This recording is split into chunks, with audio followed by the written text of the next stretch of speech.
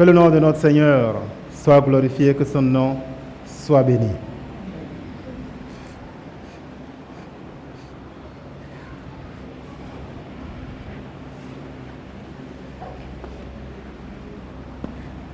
L'un de mes derniers sermons avec vous ici, vers la fin de l'année, était de vous entretenir et de vous exhorter, comme l'a dit la parole de Dieu, à répandre, c'était dans 2 Corinthiens que nous l'avons lu, à répandre la bonne odeur de Christ.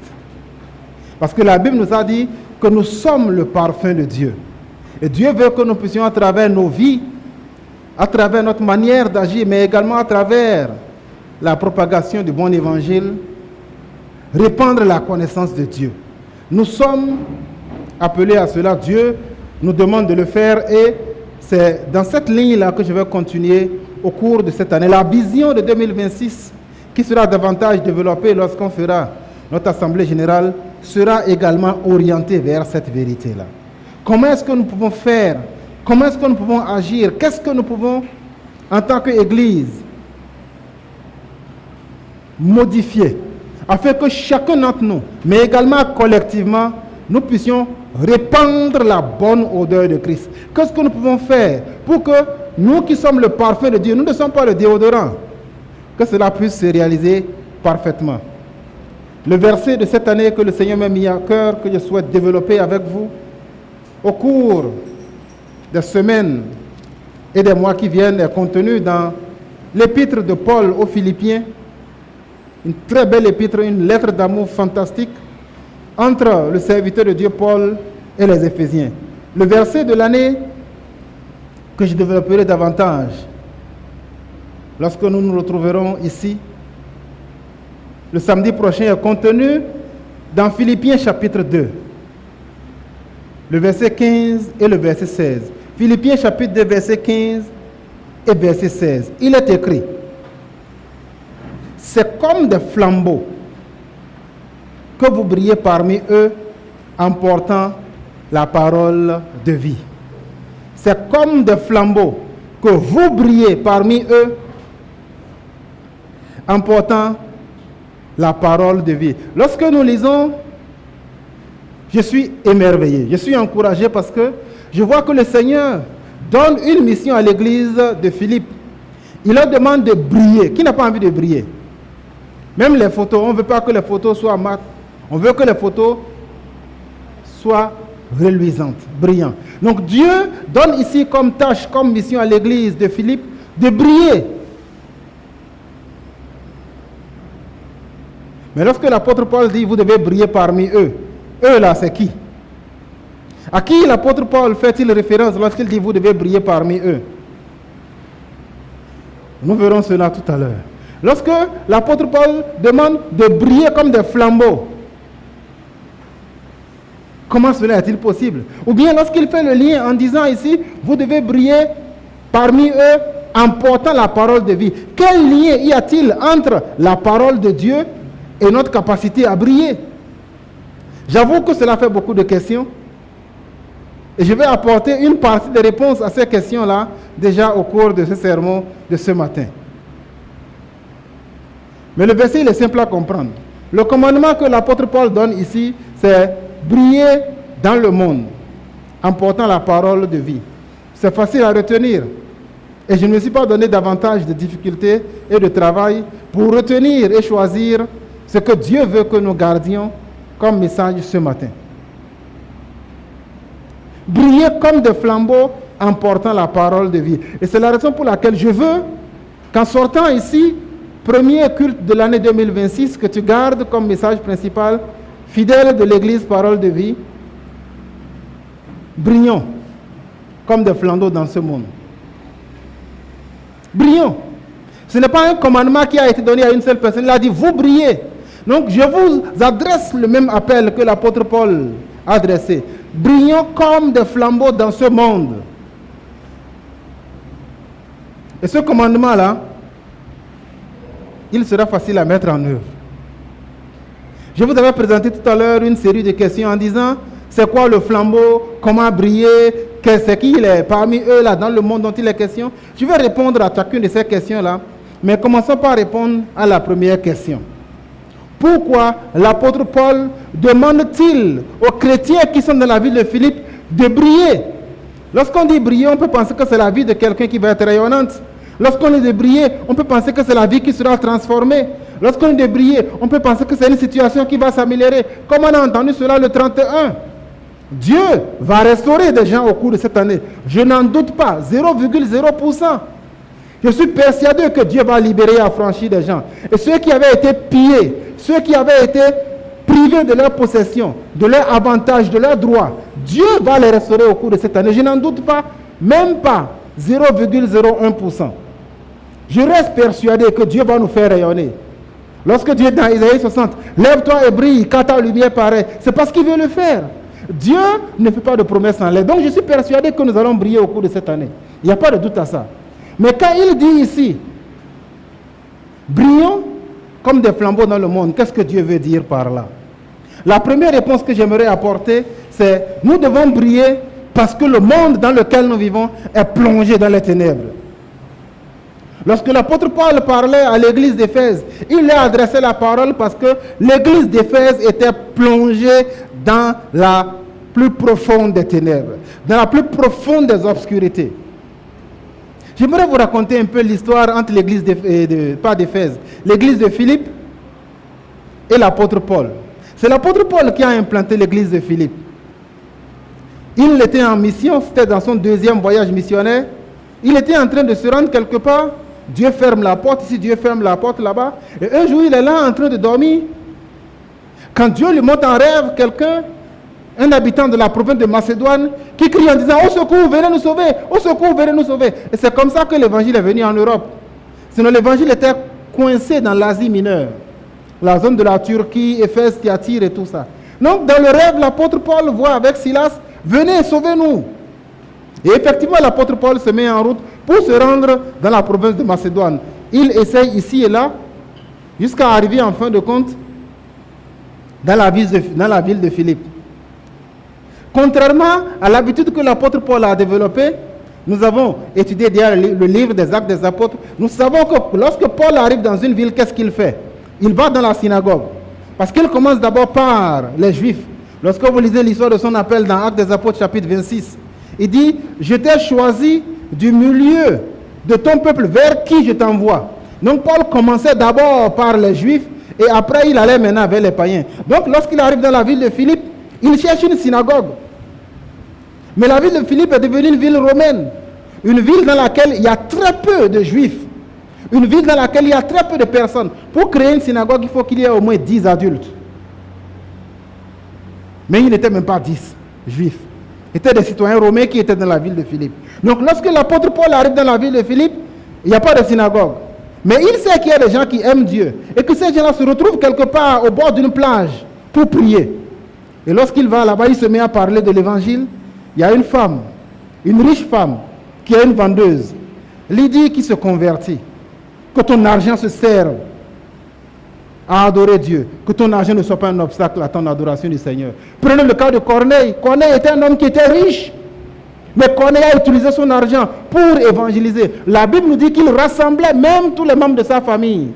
Et lorsque la Bible nous apprend, on fera peut-être une série là-dessus au cours de cette année, l'une des possibilités de s'ouvrir les bénédictions de Dieu, de se rappeler au souvenir de Dieu, d'attirer l'attention de Dieu. L'une des possibilités, c'est de faire du bien à autrui. La Bible nous dit que Corneille a utilisé son argent et Dieu lui dira « J'ai vu tes aumônes, j'ai vu tes sacrifices, j'ai vu tes dons. » Utilise son argent pour la gloire de Dieu. Donc Paul arrive là et au niveau de la plage, il est en train d'évangéliser et cet homme-là et cette dame-là, Lydie, bien qu'elle est riche, elle cherche Dieu.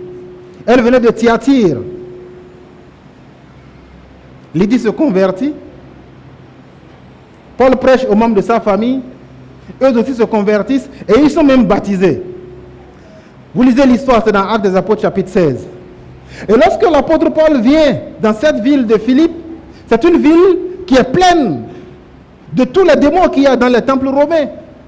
La ville de Rome et toutes les autres provinces ne veulent pas entendre parler de Jésus. Et dans cette ville-là, il y a cette jeune dame dont vous connaissez l'histoire, vous qui lisez régulièrement la Bible, qui poursuit Paul. Ces hommes sont les sacrificateurs du Très-Haut, écoutez-le. Ces hommes sont les sacrificateurs du Très-Haut, écoutez-le. Et lorsque, après 3 jours, Dieu donne le discernement à l'apôtre Paul pour dire, cette dame-là, cette jeune fille-là, elle n'est pas en train de glorifier Dieu. L'apôtre Paul chasse le démon. Et l'histoire s'est gâtée. Lorsque l'apôtre Paul a chassé le démon, c'est dans Actes des Apôtres chapitre 6 et 16, je crois le verset 32, la Bible nous dit que les propriétaires de cette jeune fille-là, à qui on donnait de l'argent pour dire, regarde-moi à l'avenir, ils sont tellement fâchés qu'ils font un soulèvement. Et lui, l'apôtre Paul qui avait du succès au départ dans la ville de Philippe, il se retrouve en prison. Se retrouve enfermé avec Silas dans la prison intérieure, enchaîné aux pieds, enchaîné à la main, après avoir été fouetté et battu. Et l'apôtre Paul dit, mais c'est pas possible, je suis citoyen romain, vous n'avez pas le droit de me frapper. Et les gens disent, effectivement, quelle horreur on a commise. C'est cette histoire-là qui est là. Une ville qui est plongée dans les ténèbres, une ville qui est plongée dans l'obscurité. J'aimerais vous lire encore dans l'épître, toujours, que l'apôtre Paul a rédigé. Il dit, dans ce récit que nous avons sous les yeux, au niveau du verset 15. Le verset 14 commence en disant, faites tout, sans murmure ni contestation, afin d'être irréprochables et purs, des enfants de Dieu sans défaut, au milieu d'une génération perverse et corrompue. C'est au milieu d'eux que vous brillez comme des flambeaux. Donc la génération dans laquelle l'apôtre Paul demande aux Corinthiens, aux Philippiens de briller, c'est une génération qui est perverse. L'apôtre Paul avait subi la prison lorsqu'il était dans la ville de Philippe. Actuellement, vous lisez Philippiens chapitre 1, vous verrez, ils sont en train de persécuter les chrétiens. L'apôtre Paul dit, les souffrances que vous avez vues que j'endurais, c'est ça que vous endurez aussi. Lorsqu'il a écrit, il est à Rome. Il dit, je suis à Rome à cause de l'évangile, en prison. Vous aussi, vous êtes à Philippe et vous souffrez. Donc, la raison pour laquelle Dieu demandait à travers l'apôtre Paul aux Philippiens de briller, ce n'est pas parce qu'il voulait qu'ils soient riches. Ce n'est pas parce qu'il voulait qu'ils soient de grandes personnes ou prospères. Il leur demandait de briller parce que la ville de Philippe était une ville qui était remplie d'abominations, remplie d'idolâtrie, comme le cas de cette jeune demoiselle qui était possédée par le démon de divination. Et dès qu'on a délivré cette dame-là, au lieu de se réjouir, on a renvoyé l'apôtre Paul de la ville de Philippe. Ça me rappelle l'histoire du fou de Gadara. Ce jeune homme qui était là, qui était violent, qui dormait dans les tombeaux. L'apôtre et le Seigneur Jésus vient rencontrer cet homme-là, qui dort dans les tombeaux, qui prend les cailloux, qui se coupe, qui se blesse. Cet homme-là rencontre Jésus. Jésus le guérit, Jésus le délivre. Et qu'est-ce que ces gens-là font? Ils disent au secours, Héloué, Jésus quitte de chez nous, sort de notre village. C'est la même chose que les gens ont fait dans la ville de Philippe. Lorsque les ténèbres règnent, lorsque l'obscurité règne, les gens ne veulent pas entendre parler de Jésus. Vous pensez qu'il y a une différence entre la ville de Philippe et notre Bénin? Non, je n'en vois pas beaucoup. Il y a tellement de similitudes. Dans la ville de Philippe, ce qui régnait, c'était l'adoration des idoles. Ce qui régnait, c'était l'adoration des mauvais esprits. Ce qui régnait, c'était l'adoration de la perversité. La Bible nous a dit, vous brillez au milieu de cette génération-là, qui est une génération qui est pervertie, une génération qui est corrompue. Je ne sais pas ce que l'apôtre Paul veut dire par perverse et corrompue. Mais je peux vous dire que ce n'était pas quelque chose qui glorifiait Dieu. Je viens de lire dans le journal juste hier qu'un homme mature a été attrapé parce qu'il a violé une petite fille de 8 ans. Il n'y a pas la perversion dans ça? Nous vivons dans la même situation que celle qu'il y a dans la ville de Philippe à l'époque de Paul. Nous aussi, nous devons briller parce qu'il y a la perversion, il n'y a pas la crainte de Dieu, il y a les ténèbres qui couvrent cette nation. Dans la ville de Parakou, plus de 400 personnes ont été arrêtées lors d'une soirée qu'ils ont appelée la guerre des clans. Et c'était quoi cette guerre des clans? Plus de 400 personnes qui se rassemblent pour se saouler et pour boire et fumer des boissons psychotropes pour être à New York alors qu'ils sont ici. Et on se donne rendez-vous pour ça. Et il y a un ticket d'entrée qu'ils ont payé 2000 francs par personne pour aller. ce n'est pas caché. Lisez dans les journaux. Plus de 400 personnes ont été arrêtées. Parce qu'elles sont données rendez-vous pour se saouler et fumer la drogue. Donc la ténèbre dont il est question ici dans la ville de Philippe, cette ténèbre-là est présente dans notre pays. Regardez la publicité qui est actuellement autour des Vodou Days. C'est présenté comme quelque chose de majestueux, de glorieux. Et l'État, sous le manteau d'activités culturelles, soutient cela. Vous avez jamais entendu une prophétie sur l'État du Bénin publiée à la télé? Mais vous verrez, quand on sera à Ouida, on va dire qu'il y a le Bénin Tofa. Et ce sera transmis en direct à la télé.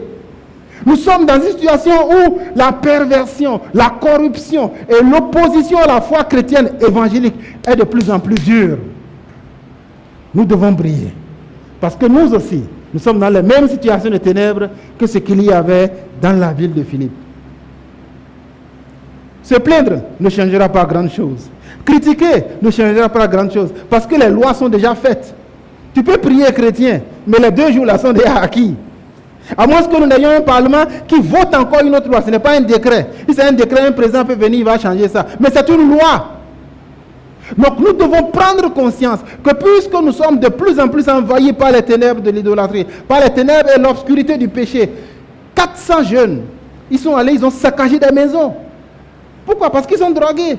Et on paye l'argent. Ce n'est pas l'argent de la drogue seul. Même ticket d'entrée, là, on a payé ticket d'entrée pour aller se droguer. Et si vous pensez que c'est Cotonou ou bien Djonké, non, on parle de Parakou.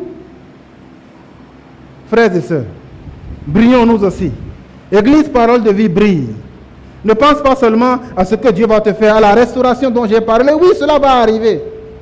Lorsque j'ai dit que le Seigneur va briser et nous délivrer de toutes les chaînes, comme on l'a vu dans Isaïe 43, cela va arriver. Mais nous avons une mission qui est tout aussi importante. Nous devons briller comme des flambeaux au sein de notre communauté ici à Calavi. Parce que même Calavi est rempli des ténèbres. Lorsque vous comptez, dans la ville de Calavi, ce sont les statistiques démographiques qu'on a un sociologue parmi nous. Le recensement donne que dans la commune de Calavi, plus de 2/3 des femmes sont des mères célibataires. Ça veut dire que quelqu'un les a enceintés et il les a chutées. La plupart des femmes qui travaillent chez nous à la maison, on n'en a pas connu encore qui soient dans la maison de quelqu'un. On peut les compter au bout des doigts. Et vous allez dire que notre génération n'est pas corrompue et pervertie? La corruption morale, elle est là, frères et sœurs. Nous devons briller. Parce que ce qui s'est passé à Philippe se passe également là. L'apôtre Paul leur demande de briller comme des flambeaux. En fait, chers amis, la mission que le Seigneur nous donne, je relis encore le verset 15. On dit, c'est comme des flambeaux que vous brillez. C'est collectif. Ce n'est pas une tâche qui revient à une seule personne. Non, c'est collectif. En demandant de briller, Paul leur demande de ne pas céder, de ne pas succomber, de ne pas faire en sorte que les mauvaises tendances qui sont ici et là prennent le dessus sur nous. Ne cédez pas, ne succombez pas. En réalité, les flambeaux dont il est question ici, ce sont les corps célestes, la lune, les étoiles, le soleil. Ces flambeaux-là sont faits pour éclairer l'univers. Nous ne sommes pas des flambeaux. On a dit que nous devons briller comme les flambeaux brillent. Dieu demande que par ta vie et par la vie de l'Église Parole de Vie, que nous puissions rayonner. Autant les flambeaux éclairent, autant le soleil, comme là dehors, ça nous permet de voir qu'est-ce qui est mauvais, qu'est-ce qui est bon, autant Dieu te demande. Et Dieu nous demande en tant qu'Église Parole de Vie d'être la lumière autour de nous. Pour que les gens voient que la situation dans laquelle ils sont n'est pas une situation qui glorifie le nom de notre Seigneur. Vous savez, l'apôtre Paul ne donne pas ici seulement un travail ou bien une mission. Il leur dit comment le faire. Et il leur a donné 2 possibilités pour eux de briller. Et ce sont ces 2 possibilités-là que j'aimerais que nous observions, que nous regardions maintenant aussi de plus près. Brillons comme des flambeaux parce que Calavi et le Bénin sont plongés dans les ténèbres. Mais comment nous devons briller? Nous devons briller premièrement parce que notre obéissance à Dieu est un moyen formidable de briller. Brillons dans ce monde qui est perverti, dans ce monde qui est un monde de péché, par notre obéissance à la parole de Dieu. Je vous lis à partir du verset 12. Ainsi, mes bien-aimés, vous qui avez toujours obéi, non seulement quand j'étais présent, mais bien plus encore maintenant que je suis absent, mettez en œuvre votre salut avec crainte et profond respect. En effet, c'est Dieu qui produit en vous le vouloir et le faire selon son projet bienveillant. Faites tout, sans murmure ni contestation, alors vous serez irréprochables et purs, des enfants de Dieu sans défaut, au milieu de cette génération perverse et corrompue dont je viens de parler. Brillons dans ce monde, faisons-nous remarquer par notre obéissance à Dieu. Lorsque nous obéirons à ce que Dieu a dit, les gens verront cela et les gens auront l'idée de ce que Dieu peut faire, de ce que Dieu a envie de faire.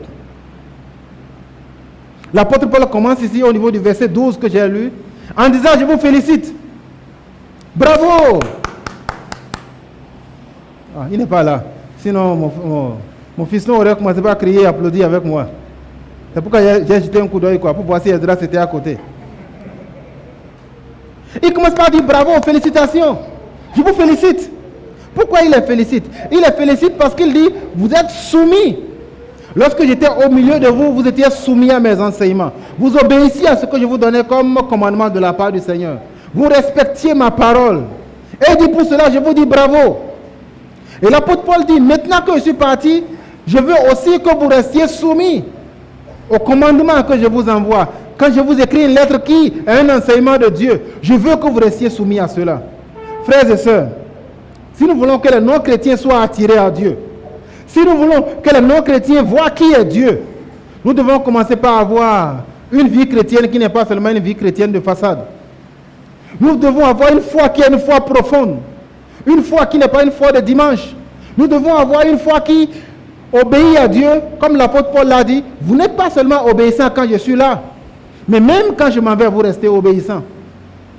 Lorsque tu es soumis, lorsque tu es sage, lorsque tu es obéissant, quand le pasteur est à côté, quand il y a des chrétiens à côté, quand tu es dans l'église, c'est toi qui es le chrétien. Mais dès que le pasteur s'en va, tu as un autre visage. Le monde ne verra jamais la lumière de Dieu. Nous devons avoir une foi qui est une foi non hypocrite. Nous devons avoir une foi qui est authentique. Nous devons avoir une foi qui est une foi correcte. Une foi qui fait que, à travers notre soumission à ce que Dieu a dit, que les gens voient que notre vie est alignée sur la foi que nous professons. Que nous ne disons pas que Dieu est amour, mais que dans notre quartier, nous ne propageons que de la haine.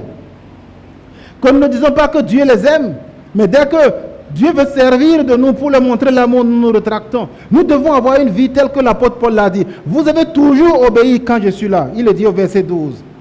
Même quand je suis absent, je veux entendre toujours que vous soyez obéissants. Et si vous le faites, vous serez des enfants de Dieu. Les enfants de Dieu ne sont pas ceux-là qui serpentent. Le nom chrétien que nous portons ne vient pas d'autre chose que du nom de Jésus-Christ. Loin. Les gens ont regardé et observé la vie des chrétiens. Et ils se sont rendus compte qu'il y a tellement de similarités. Lorsqu'on a voulu crucifier le Seigneur Jésus et qu'il était en jugement, quand ses disciples sont venus, on a dit, lui, la manière dont il raisonne là, il raisonne comme Jésus. On dit à ses disciples, la manière dont il se comporte là, le vocabulaire, la langue qu'il utilise là, on sent que lui aussi il est un Galiléen. Est-ce que lorsque l'on te voit, dans ta manière d'agir, on peut reconnaître que tu es chrétien? Est-ce que ton témoignage dans ton quartier permet de savoir que tu es obéissant au Dieu que tu proclames? Ou bien il y a une discrépance entre celui que tu dis que tu es et celui que les gens voient? Si nous voulons briller dans ce monde, nous devons faire en sorte que notre vie soit alignée sur ce que Dieu a dit. Vous avez toujours obéi lorsque je suis présent, obéissez encore maintenant lorsque je suis absent. Les personnes non chrétiennes sont sans pitié lorsqu'il est question de nous juger. Les personnes qui ne sont pas chrétiennes savent qu'elles commettent de plus grands péchés et plus fréquemment que nous. Mais dès qu'un seul chrétien tombe dans une petite faute, hey! Ils s'en donnent à cœur joie. Ils sont les premiers à lancer la première pierre à la plus première et la plus petite des fautes que tu commets. Les gens nous observent. J'en avais parlé lorsque je vous avais donné l'enseignement sur 2 Corinthiens 6. En disant que nous devons par notre vie répandre le parfum, la bonne odeur de Christ. Et c'est ça que le Seigneur dit également ici. Vous avez toujours obéi à la parole de Dieu, obéissez encore. C'est pour éviter de discréditer le message de l'évangile et rester une lumière que l'apôtre Paul leur dit ici, de tout faire, sans murmure ni contestation. C'est ça que le verset 14 dit. Faites tout, sans murmure ni contestation. Lorsque le Seigneur dit ici, à travers l'apôtre Paul aux Philippiens, de tout faire, qu'est-ce que le tout là signifie? Est-ce que quand on veut te dépouiller, Dieu te demande de l'accepter aussi sans murmure ni contestation? Quand les gens veulent te tuer, est-ce qu'il veut te demander d'être soumis à cela? Non! Lorsque l'apôtre Paul leur demande de tout faire, le tout dont il est question ici, c'est ce que les apôtres ont vu dans la vie de ces Philippiens-là. Écoutez ce qu'il dit au niveau du chapitre 2, le verset 1. S'il y a donc de l'encouragement en Christ, Philippiens 2, verset 1, s'il y a de la tendresse, s'il y a une communion de l'esprit, s'il y a de la compassion, rendez ma joie parfaite en vivant en plein accord. L'apôtre Paul s'est aperçu qu'il y avait des rivalités entre les chrétiens à Philippe. C'est vrai qu'il y avait la persécution qui venait de la part des non-juifs. C'est vrai qu'il y avait la souffrance que les non-juifs leur imposaient. Mais même entre eux, il y avait de la rivalité. Lorsqu'il leur dit de tout faire, c'est dire, laissez tomber de côté les rivalités, faites tout en étant de même accord. Mais il y avait également le manque d'humilité. Et c'est ça qu'il leur dit ici au niveau du verset 4. Que chacun de vous, au lieu de regarder ses propres intérêts, regarde aussi ceux des autres. Fais tout. Qu'est-ce qui est là dans ta vie et qui fait que tu te rends compte que les choses ne sont pas de la soumission, de l'obéissance à la parole de Dieu? Ce sera à toi de déterminer cela, ce n'est pas à moi de pouvoir le dire.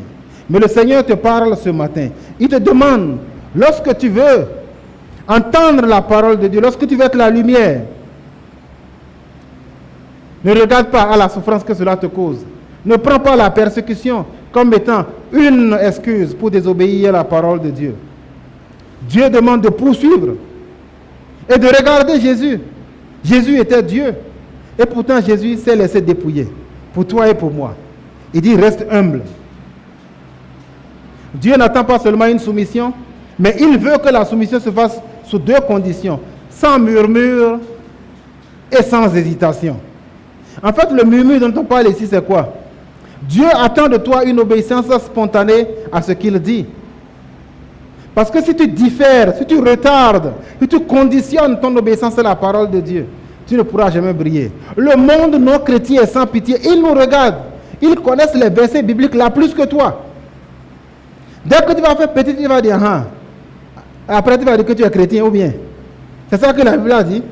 Ils commettent de plus graves péchés, mais ils l'observent.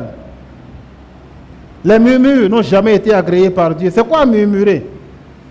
Murmurer, c'est exprimer une insatisfaction, une envie. Lorsque tu murmures, tu montres à Dieu que tu es en train de lui dire que la manière dont tu fais là, c'est ça. Lorsque les enfants d'Israël ont murmuré dans le désert, des milliers de personnes ont été tuées. Ils ont murmuré contre Moïse. Pour dire Moïse, non, ce n'est pas par toi seul que Dieu parle. 2 personnes ont encore été tuées. Des gens ont murmuré même contre Jésus dans le livre de Jean. Ils ont dit, mais comment tu peux dire que tu es le Fils de Dieu? Et Jésus connaissait leur cœur et dit, mais pourquoi murmurez-vous dans votre cœur?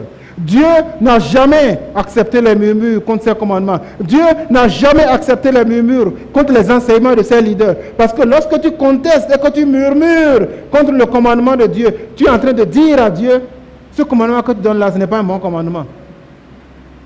Es-tu plus sage que Dieu, mon frère, ma soeur?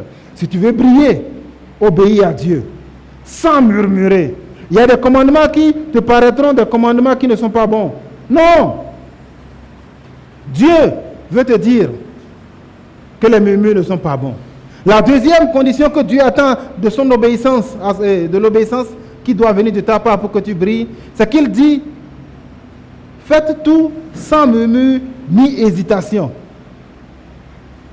Je ne sais pas quel commandement Dieu t'adresse, quel commandement Dieu nous dit de faire en cette année, et ces commandements-là ne te semblent pas opportuns. Je me souviens de ces disciples-là qui suivaient Jésus dans l'évangile selon Jean au chapitre 6.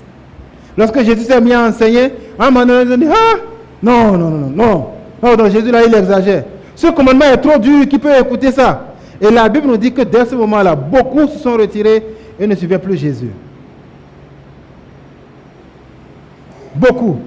Lorsque l'apôtre Paul était dans la ville d'Athènes, il s'est mis à leur parler, il parlait. Mais dès qu'il est venu à la question de la résurrection des morts, du jugement dernier de la vie éternelle, il a dit, hey, Paul, stop. On va t'écouter sur ça, il faut revenir après. Obéis à la parole de Dieu, sans murmure, mais sans hésitation. Qu'est-ce que Dieu te demande de faire actuellement? Quel commandement Dieu te donne-t-il? Est-ce par rapport à la joie? Est-ce par rapport à la colère, à la violence, au mensonge, au vol? Qu'est-ce que Dieu te demande de faire? Tu dis, quand j'aurai, dans un mois, lorsque telles conditions seront remplies, ce n'est pas à toi de déterminer lorsque le temps est favorable pour que tu obéisses à la parole de Dieu. Dieu demande de lui obéir maintenant. Lorsque Dieu a parlé à Abraham, il a dit, quitte ta famille, quitte la maison de ton père, quitte ton pays pour aller à l'endroit où je vais te montrer. Abraham a obéi immédiatement. Prenez le cas de Zachée. Zachée était là. Dès que Jésus lui a dit descends, Zachée est descendu automatiquement et Zachée a suivi Jésus. Regardez Matthieu, il était là au bureau des péages en train de collecter l'impôt. Dès que Jésus lui a dit suis-moi, il a quitté aussitôt et il a suivi Jésus. Obéis-tu? C'est le commandement de Dieu que tu connais et que tu es en train de dire je ferai demain. Tant que tu reportes, tu ne seras jamais une source de lumière. Parce que les gens verront qu'il y a une grande différence entre chrétien que tu dis que tu es et la manière dont tu obéis à la parole de Dieu. Frères et sœurs, brillons. Brillons à travers notre obéissance à la parole de Dieu. Oui, nous devons briller parce que ce monde est dans les ténèbres. La ville de Calavi, la commune de Calavi est encore plongée dans les ténèbres. Il y a tellement de personnes qui ne connaissent pas Jésus. Des gens qui sont paniqués, qui ne savent point à quel saint se vouer, qui sont désespérés et qui n'attendent que toi et moi. Les ténèbres qu'il y avait à Philippe, ces ténèbres-là sont encore à Aboum et Calavi. Et Dieu nous dit, brillons comme des flambeaux. Les fruits d'une telle vie, c'est que ce sera formidable. La Bible dit que lorsque tu agis ainsi, les gens verront que tu es un enfant de Dieu et ils voudront être comme toi. Que pensent tes camarades en te voyant? Brilles-tu à travers la manière dont tu interagis avec la parole de Dieu? Si tu le fais, alors nous serons capables en tant qu'Église Parole de Vie de briller dans notre monde ici à Aboum et Calavi par notre obéissance à la parole de Dieu. Nous allons finir par le dernier point qui est plus court parce qu'il ne concerne qu'un seul verset. 3. Nous devons briller dans ce monde. Merci Abdias. Nous devons briller dans ce monde. Comment? En proclamant la parole de Dieu. J'aimerais vous afficher ce verset-là, ce verset-là à nouveau. La Bible nous dit, au verset 15, c'est comme des flambeaux dans le monde que vous brillez parmi eux en portant la parole de vie. Le moyen que Dieu a choisi pour que le monde voit, premièrement, c'est à travers notre vie, mais deuxièmement, c'est en portant la parole de vie. Lorsque nous portons la parole de vie, ce n'est plus seulement notre vie seule qui évangélise. C'est à travers ce que nous disons. Mais comment briller en portant la parole de vie? Porter la parole de vie, c'est faire en sorte que la parole de vie parvienne jusqu'aux extrémités de la terre. Dans Actes des Apôtres chapitre 1, le verset 8, le Seigneur a dit, vous serez mes témoins à Jérusalem. Après Jérusalem, la Judée. Après Judée, la Samarie. Jusqu'aux extrémités de la terre. Commence par ton Jérusalem. Commençons par notre Jérusalem ici à Aboum et Calavi. Brillons, portons l'évangile. Il dit clairement, je vous le relis encore au verset 16. Nous brillons parmi eux en portant la parole de vie. La parole que nous devons porter auprès des gens de Aboum et Calavi, c'est la parole de vie. C'est seulement ça qui va leur donner la vie. Pas autre chose. Les actions sociales sont importantes. On verra si nous devons le faire. Paul demande aux Philippiens qui souffrent déjà parce qu'ils croient au Seigneur Jésus. Il a dit, vous souffrez parce que vous brillez. Mais malgré le fait que vous savez que si vous parlez de Jésus, vous allez souffrir encore, ne vous taisez pas. Le monde autour de nous ne sera jamais d'accord avec nous. Parce qu'on a dit, nous brillons au milieu de la génération qui est perverse et corrompue. Mais nous avons ce devoir-là. Nous n'avons aucune raison d'exister en tant qu'Église, frères et sœurs. L'Église Parole de Vie n'a aucune justification si nous ne contribuons pas à l'agrandissement du royaume de Dieu. Si la seule chose que nous faisons, c'est de nous rassembler ici et prier pour demander que Dieu nous délivre, que Dieu nous restaure, nous n'avons aucune justification. La seule raison pour laquelle Dieu a voulu que l'Église Parole de Vie soit implantée ici, c'est pour l'accroissement de son royaume. Ce n'est pas une question de statistiques seulement, non. C'est une question de vie et de mort. Jésus a prévenu que vers la fin des temps, beaucoup vont abandonner la foi. Lisez, c'est dans l'évangile selon Matthieu. Il dit que certains qui sont chrétiens vont même quitter la foi chrétienne là pour ne plus marcher avec lui. Et que de moins en moins de personnes seront ouvertes à la foi de l'évangile. Vous avez déjà entendu que des évangélisations au stade de nos prévenants ont été interdites. Ce n'est pas nouveau. Nous aurons de moins en moins la possibilité, la liberté de parler de Christ. C'est un fait. Parce que ce monde dans lequel nous vivons là ne veut plus entendre parler de Jésus. Mais en attendant qu'on nous ferme ou bien qu'on nous coupe complètement la tête, nous devons porter la parole de vie dans le monde. C'est ce que je crois. C'est une question de vie et de mort, comme je l'ai dit. 2026 est notre année de restauration, notre année de libération. Dieu en a fait la promesse, on en a parlé de long en large le 31 décembre. Et je crois que le Seigneur va réaliser cela. Mais 2026 doit aussi être une année au cours de laquelle nous allons porter le message de salut à travers les évangélisations. Nous devons porter le message de salut à travers les gens à qui nous adressons le message de salut. Si nous voulons briller, ce n'est pas en nous taisant. Nous sommes restés longtemps. Une lampe qui est allumée mais qui est restée sous la table. Au lieu d'être une ville qui est bâtie sur la montagne et qui sert d'orientation, nous avons pris ça, nous avons caché. Que le Seigneur nous en délivre. Le but de Dieu reste clair. Nous allons faire diverses actions cette année. Que cela soit des journées de découverte de la foi, que cela soit des journées au cours de laquelle nous allons sortir en tant qu'Église pour travailler. Je ne parle pas de l'équipe d'évangélisation. Lorsque l'apôtre Paul parlait aux Philippiens, il n'a pas dit qu'il parlait aux diacres. Il n'a pas dit qu'il parlait aux anciens. Il a parlé à toute l'Église. C'est l'Église entière qui doit briller. Et les actions dont je parle ici sont les actions collectives que nous allons mener en 2026 afin que nous puissions briller. C'est nous qui allons porter le message de l'Évangile.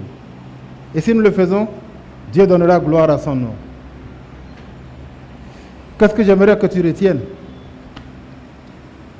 En 2026, la corruption, la perversion, le règne des ténèbres est aussi grand, comme il était dans la ville de Corinthe. Notre rôle collectif est de porter la lumière. Je ne parle pas ici, comme je l'ai dit, des actions individuelles que nous allons mener, non. Paul ne s'adressait pas seulement à quelques personnes. Ce n'est pas le rôle du pasteur ou le rôle de l'équipe d'évangélisation. Ce n'est même pas seulement le rôle des ouvriers. C'est le rôle de tout le monde. C'est toute l'église de Corinthe et de Philippe qui devait briller. Le défi, c'est que nous devons briller dans notre ville d'Aboum et Calavi ici. Et c'est la raison pour laquelle en 2026, l'église Parole de Vie doit briller dans notre ville de Calavi ici. Nous devons rayonner pour que les gens sachent en te voyant que tu viens d'une église où la parole de Dieu est enseignée, mais où vous êtes encouragés à mettre en pratique la parole de Dieu.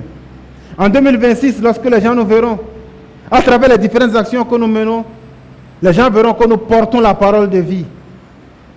Je crois que cela est possible. Parce que la mission reste ensemble. Nous devons nous lever et briller. Briller en apportant la lumière de Dieu partout. Que le Seigneur nous encourage et que le Seigneur nous bénisse. J'aimerais prier. Père Céleste, ce monde est en train d'aller sur une pente qui ne glorifie pas ton nom. Ma prière au nom de Jésus, ton Fils, c'est que tu nous tendes la main Et que l'appel que tu as adressé à l'église de Philippe pour leur demander de se lever et de briller, malgré que le monde autour d'eux, la génération autour d'eux était pervertie, était corrompue, était dans les ténèbres, ce même message, tu nous l'adresses aussi. Dans le nom de Jésus, ton Fils, je veux te prier qu'en 2026, ton église se lève et brille, parce que la ville de Calavi est également plongée dans les ténèbres. Que ton église se lève et brille à travers son obéissance à la parole de Dieu. Que ton église se lève et brille à travers le fait qu'elle porte le message du salut dans cette ville d'Aboumé-Calavi que nous aimons. Bénis nos efforts, bénis nos idées, bénis nos stratégies. Qu'il en soit ainsi. Au nom de Jésus, amen.